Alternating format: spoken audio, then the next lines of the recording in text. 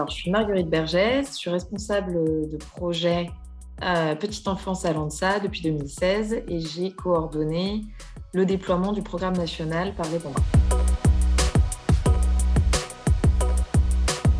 Le programme national Parler Bambin, c'est une recherche-action qui a été menée pendant presque 5 ans dans une centaine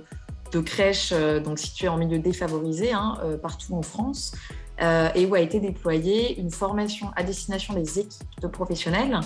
pour les outiller à mettre en place des pratiques favorisant le soutien au développement langagier des tout petits et aussi la prévention de potentiels retards de langage. Le programme national, c'est une démarche expérimentale sans précédent en France, dans le champ de la petite enfance, pour plusieurs raisons. Par son ampleur d'une part, parce que c'est plus de 20 gestionnaires de crèches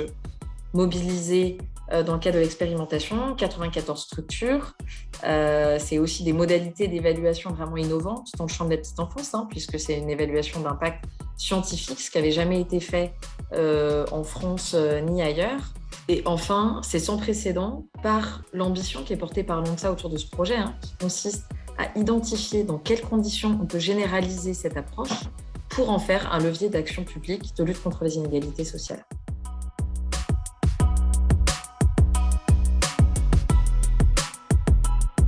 Les enseignements qu'on tire de ce projet, ils sont à la fois issus des résultats bien sûr identifiés par la recherche, mais aussi par les retours de terrain qu'on a pu centraliser depuis le démarrage du projet, qui nous disent plusieurs choses. D'une part, on voit des effets très significatifs, à la fois sur l'évolution des connaissances, sur l'évolution de la qualité des pratiques des professionnels, mais aussi sur le renforcement de leur sentiment de légitimité en tant que professionnels, puisque une fois formées, elles sont d'autant plus convaincues qu'elles ont vraiment un rôle à jouer dans le développement de l'enfant.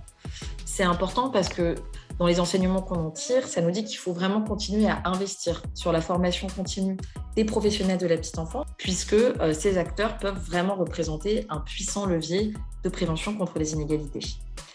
D'autre part, les acteurs de terrain témoignent d'effets sur le développement des enfants, à la fois sur le développement du langage, mais aussi sur l'évolution de leurs compétences socio-émotionnelles, à savoir la confiance en eux, le rapport au groupe, le rapport à l'adulte.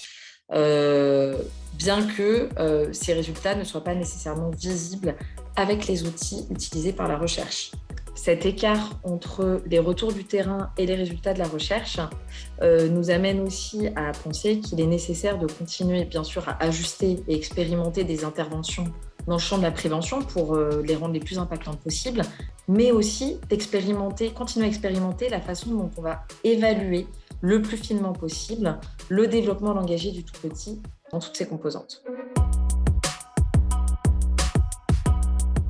Fort des enseignements qu'on tire de l'expérimentation du programme national Parler Bambin, on se dit qu'il y a plusieurs leviers d'action que l'ANSA peut mobiliser pour continuer à aller plus loin. On sait que la crèche ne peut pas tout et ne touche pas tous les enfants. De fait, il y a besoin d'activer le levier de la formation continue auprès d'une diversité d'acteurs de la petite enfance et du soutien à la parentalité qui gravite autour de l'enfant et de sa famille. C'est ce que souhaite proposer l'ANSA désormais avec une offre de formation sur la prévention langagière qui va s'adresser à tous les pros intervenant dans le champ de la petite enfance et en direction des familles, notamment des familles les plus vulnérables.